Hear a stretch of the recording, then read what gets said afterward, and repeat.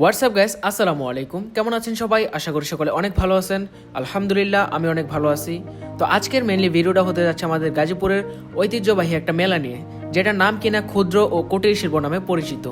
তো কথা না বাড়িয়ে ব্লগটা এনজয় করুন।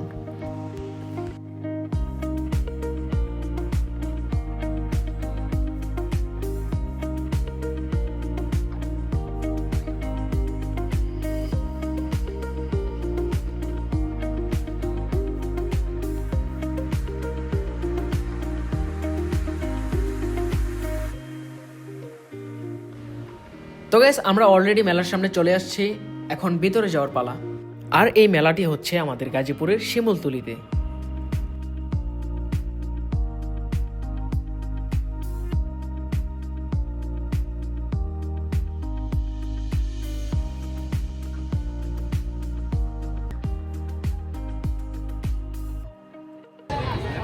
তো গাইস, এখন আর কি টিকিটটা কাটবো কাউন্টার থেকে।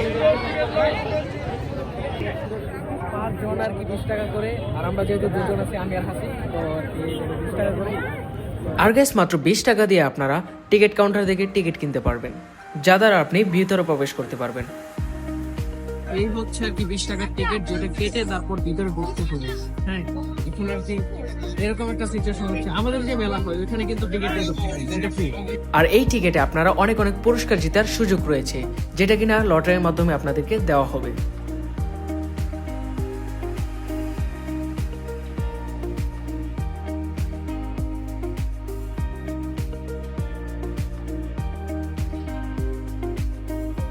এইখানে অনেক আর কি দোকান যেগুলো আছে, ওগুলো আর কি ঘুরে ঘুরে দেখবো।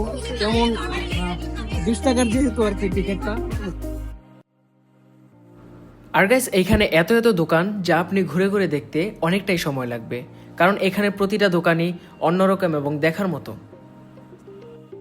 আর এইখানে মেনলি এই মেলাটা করা হয়েছে ক্ষুদ্র ও কুটির শিল্প নিয়ে, কারণ এইখানে মানুষ তাদের নিজের হাত দিয়ে নানা রকম ভাস্কর্য এবং শোপিস তৈরি করে।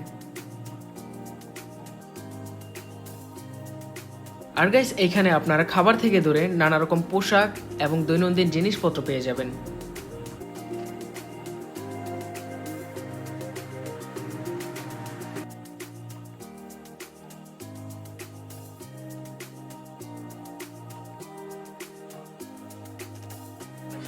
এখানে এই যে গ্রাম বাংলা পিঠা ঘর আছে, যেহেতু শীতের দিন এখন পিঠা খেলে আর কি একটা ভালো। আর এখানে বিশেষ করে মেয়েদের আর কি কাপড় যেগুলো আছে এগুলো পাবেন, মেঘলা ফেব্রিক্স। আর এখানে চোপড়ি আমার কাছে আছে। আমার কাছে পার্সোনালিটি এটা খুবই ভালো লাগবে, এই জিনিসটা খুবই সুন্দর।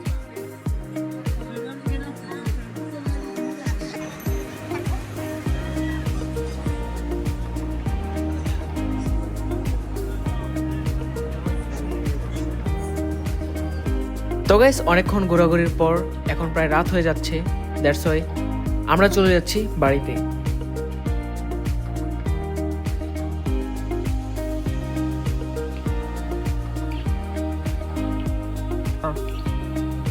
সো গাইস, আজকের জন্য ভিডিওটা এতটুকুই ছিল।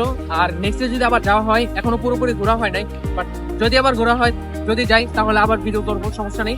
তো আজকের জন্য এতটুকু ভিডিওটা। সবাই ভালো থাকবেন, অনেক বেশি ভালো। আল্লাহ হাফেজ।